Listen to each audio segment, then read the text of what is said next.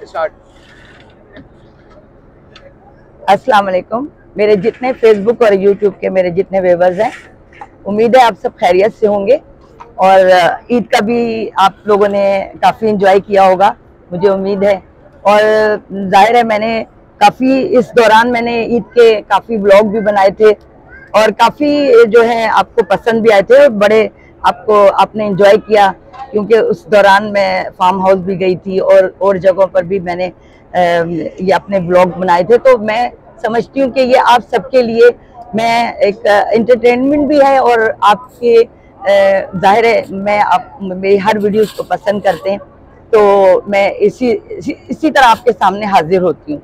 और आज जो है मैं एक ऐसे मेहमान को आपको मुतारफ़ कराऊंगी जो शायद आप उनको वैसे तो हम सब जानते हैं, क्योंकि वो फेमस के मोहताज नहीं है। माशाल्लाह तालीमी जो है शोबे से उनका ताल्लुक है और उनके इसके अलावा उनके बाप दादाओं का भी जो है वो तमाम तालीमी शोबे से उनके ताल्लुक थे। और ये एक फैमिली ऐसी है कि जिसे मैं आपसे ज़रूर मुतारफ़ कराना चाहती हूँ, क्योंकि सबसे अच्छी जो बात है कि ये मेरे नेबर्स भी हैं। मेरे बचपन के हम लोग एक ही घर में हम रहते थे और बड़ा अच्छा हमारा एक टाइम गुजरा, क्योंकि मेरे पापा भी आर्मी में थे, इनके भी जो भाई थे वो भी आर्मी में थे। तो इस तरह हमारा एक लिंक बना रहा। फिर जब मैं शादी हो गई तो मैं अपने ससुराल चली गई, फिर ये लाहौर ये पिंडी शिफ्ट हो गए थे, तो इन्होंने फिर अपना जो तालीमी शोबा है उसको इन्होंने स्टार्ट कर लिया था। तो इस तरह से एक मैं समझती हूँ कि मैं उन लोगों को आपको बताना चाहती हूँ कि जो एक मेहनत करके, जो एक स्ट्रगल करके जो ऊपर आते हैं लोग, वो हमारे लोग उनको नहीं बताते।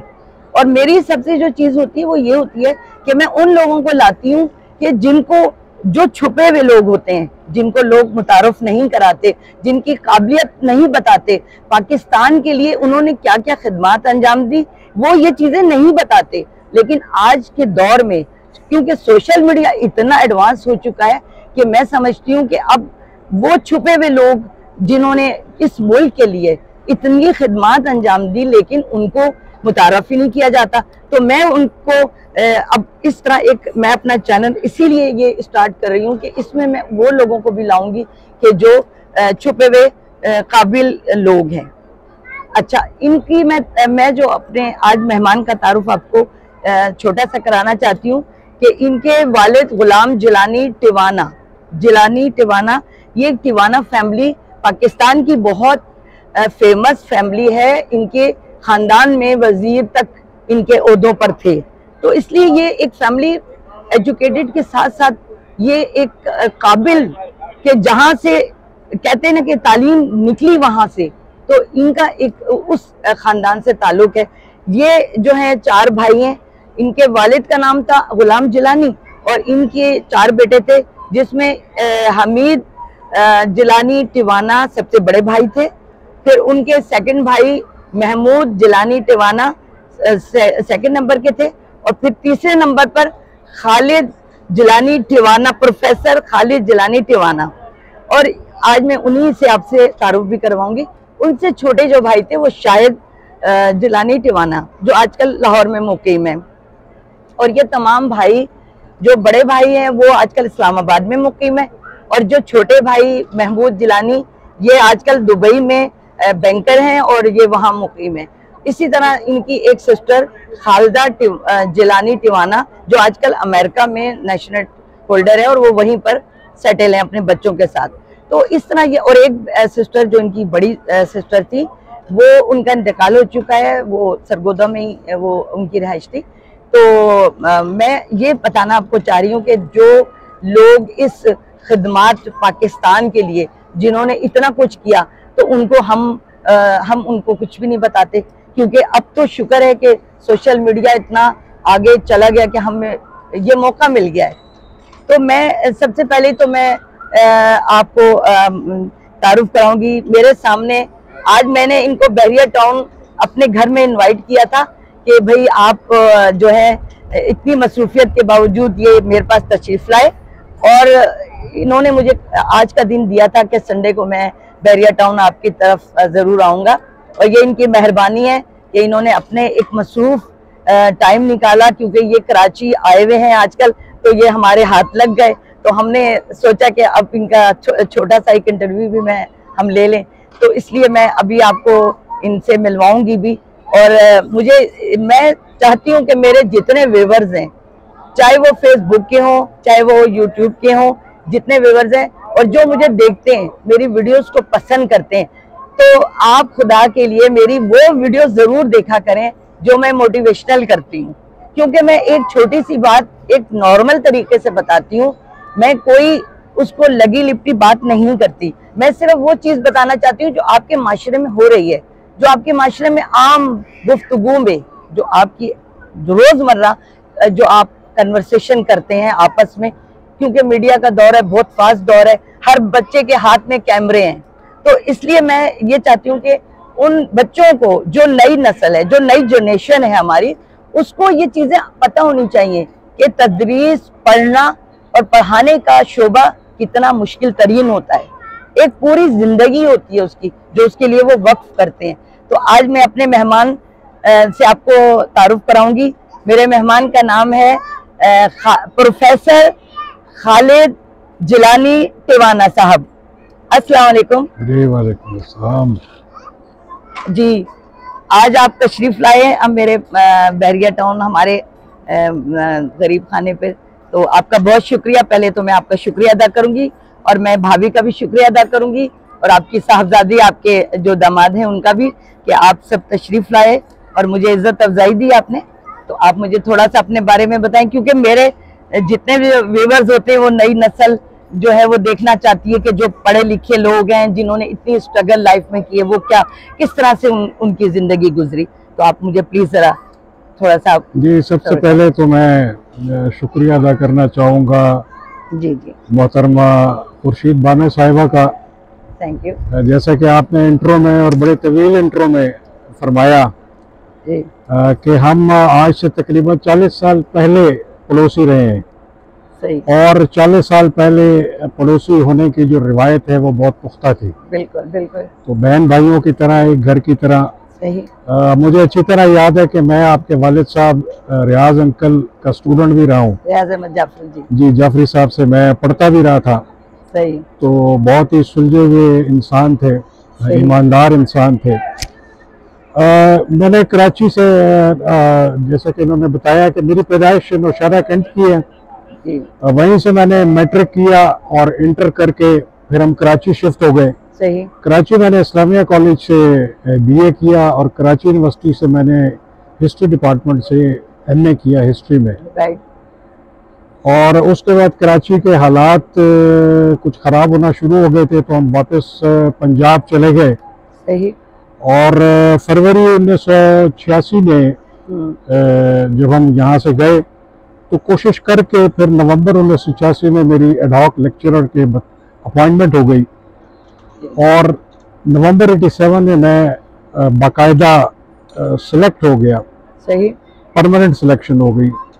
और उसके बाद फिर मैं बतौर एसोसिएट प्रोफेसर गवर्नमेंट कॉलेज जोराबाद में साबिक सदर शोबा की हैसियत से मैंने काम किया। मैंने 35 साल गवर्नमेंट कॉलेज जोराबाद में। आप रिटायर हो गए? जी, मैं रिटायर हो गया। तारीख पढ़ाई है, मुताला पाकिस्तान की तदरीस की है।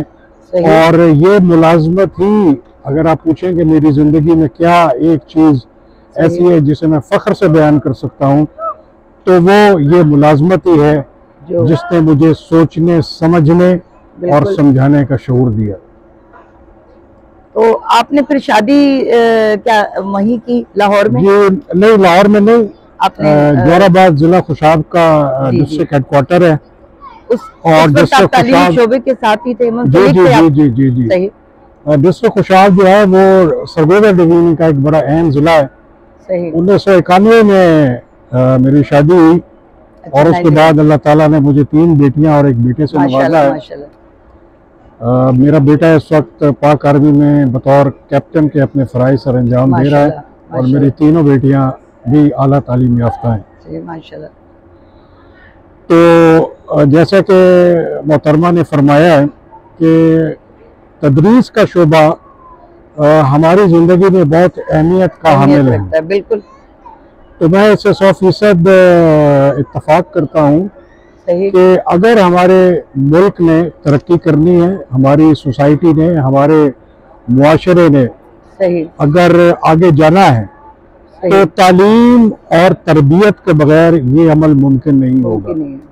तो ये ठीक है कि 70 साल के इस सफ़र में हम जो हमारी रियासत पाकिस्तान है वो अपने मतलूबा अहदाफ तक नहीं पहुंच सकी, लेकिन इसका हरगिज़ ये मतलब नहीं है कि कभी इन अहदाफ को हम छू नहीं सकेंगे।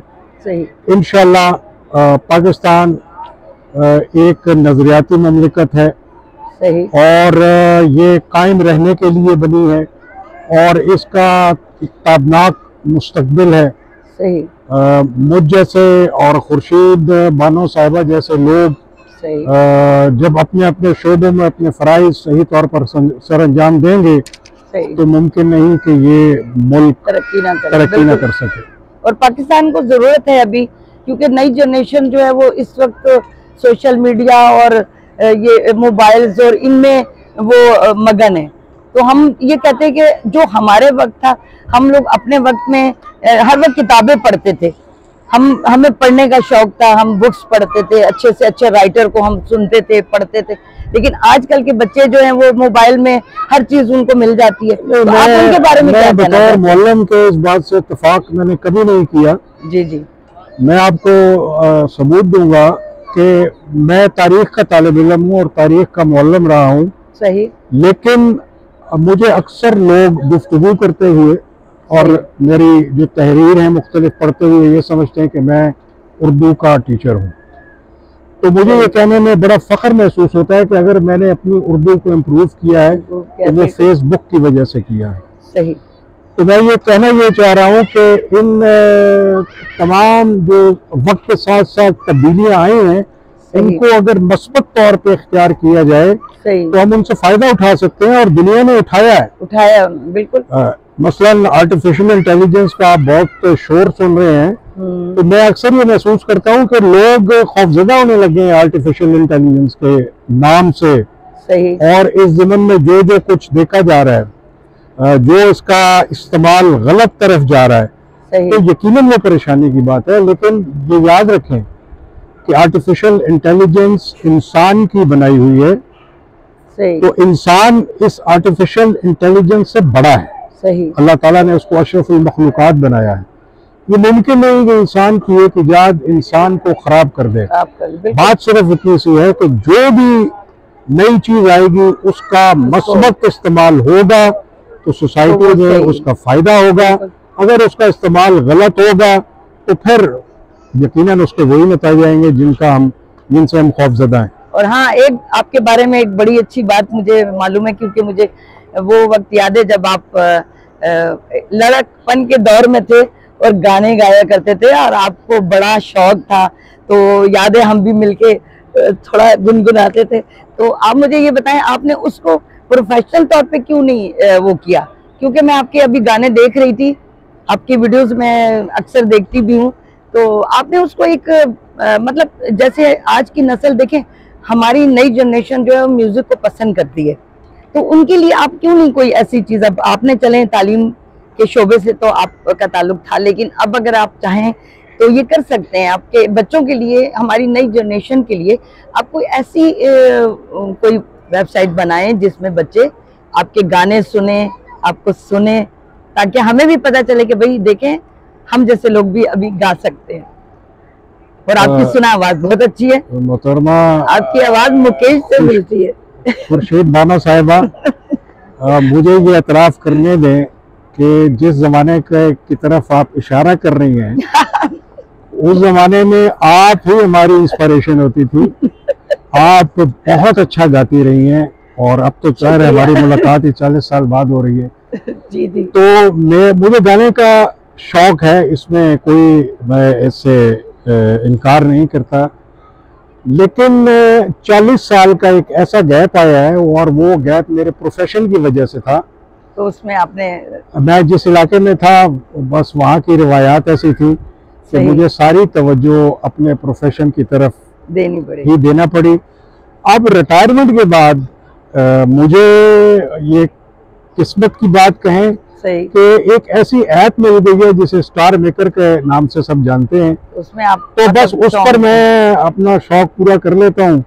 और मैंने उस पर मेरे तकरीबन 44,000 फॉलोअर्स बन चुके हैं और तकरीबन 13,000 वीडियोस मैंने उस पर अपलोड कर दी हैं। और आप अपना वीडियो का जो वो लिंक है वो भी आप शेयर करें ताकि जो मेरे व्यूवर्स हैं वो भी देखें आपको। हाँ, मैं इंशाल्लाह, मेरे कराची आने का मकसद ये भी था कि मैं अजीजम अमजद भट्ट साहब से कुछ रहनुमाई लूंगा और आज मैंने ली भी है, तो इंशाल्लाह देखते हैं आने वाले वक्त में। हाँ, ये तो प्रोडक्शन मैनेजर हैं, काफी आपको गाइड भी करेंगे। जी, बिल्कुल बिल्कुल। और दूसरे ये कि आपने जो गाने आपने अभी जो सॉन्ग्स अपने गाए हैं, तो उनकी आप मतलब एक वो पूरा एक वो बना लें ताकि जो ऐसे लोग जो अभी तक आपको नहीं सुन पाए वो सुने आपको आगे चल के। तो ये मैं सिलसिले में आपसे भी रहनुमाई चाहूंगा। और अजीजम अमजद भट्ट आपके साहबजादे वो निहार साहबजादे हैं और मीडिया से मुंसलिक हैं, इंशाल्लाह आपकी मुशावरत से कोई ना कोई इस सिलसिले में अहम कदम उठाते हैं इंशाल्लाह इंशाल्लाह। और इसके साथ ही मेरे जितने फेसबुक और यूट्यूब के मेरे व्यूअर्स हैं, आज मैंने जिस शख्सियत से आपको मुतारिफ कराया, यकीनन ये वो लोग हैं जो हमारे लिए मशाले राह हैं। ये वो लोग हैं जो हमें एक कहते हैं ना कि दिए से दिया जलाते हैं। ये वो लोग हैं जो दिए से दिया जला रहे हैं। ये उन लोगों की खिदमत कर रहे हैं, उन लोगों के साथ जुड़े हुए हैं जो जिनको इस वक्त इन जैसे काबिल लोगों की ज़रूरत है। तो इसके साथ ही मेरा काफ़ी टाइम हो गया है और मैं एक ख़ास अल-फजर वालों का भी तारुफ कराना चाहती हूँ, क्योंकि मैं इनको आज अल-फजर बहरिया टाउन का ये वो रेस्टोरेंट है जहाँ मैं अक्सर आती हूँ, अपने गेस्ट के साथ भी आती हूँ, अपनी सहेलियों के साथ आती हूँ, चाय भी पीते हैं, खाना भी खाते हैं और ये मुझे बड़ा पसंद है। तो मैंने आज इनको इनके पुरजोर इसरार पर मैंने कहा कि आप बहरिया ज़रूर आएँ मेरे घर। तो आज मैं इनको यहाँ रेस्टोरेंट में लेकर आई हूँ और यकीनन मुझे इनको आज का मेरा जो डिनर है वो पसंद भी आएगा। और मैं इनकी फैमिली का भी बहुत शुक्रिया अदा करना चाहती हूँ जिन्होंने अपना टाइम निकाला। इनकी मिसेस उज़मा ये भी तदरीस से ही मुंसलिक रही हैं काफ़ी अरसे, अभी हाल ही में रिटायर हुई हैं। और इनके दामाद जो हैं वो आर्मी के मेजर, माशाल्लाह वो भी मसरूफियत में अपना टाइम निकाल के हमारे पास आए और मुझे बड़ी खुशी हुई। मैं इन सब का शुक्रिया अदा करती हूँ और अपने तमाम व्यूअर्स का, और जो मुझे देख रहे हैं। अल्लाह ताला आप जहाँ रहें खुश रहें, आबाद रहें। अल्लाह ताला आपको बहुत सी खुशियाँ दे और अपने जो बच्चे हैं उनकी अच्छी तरबियत करें, क्योंकि अच्छी तरबियत करेंगे तो आपको अच्छी नस्ल में अच्छे लोग मिलेंगे। अगर आज की अच्छा बच्चा जो कल का जवान बनेगा, जो कल का एक मुस्तकबिल है, उसकी आप हमेशा अच्छी तरबियत करें। तो बस मेरी आपसे यही दुआ है। और मैं एक बात आखिरी बात में कह दूं, दो हमारे खास मेहमान आपने छोड़ दिए हैं। जी जी, अहमद इब्राहिम और मोहम्मद जुहेब, दोनों मेरे नवासे हैं और आज वो हमारे साथ शामिल रहे हैं। ये भाई दिखा दो इनको, दिखा दो इनको।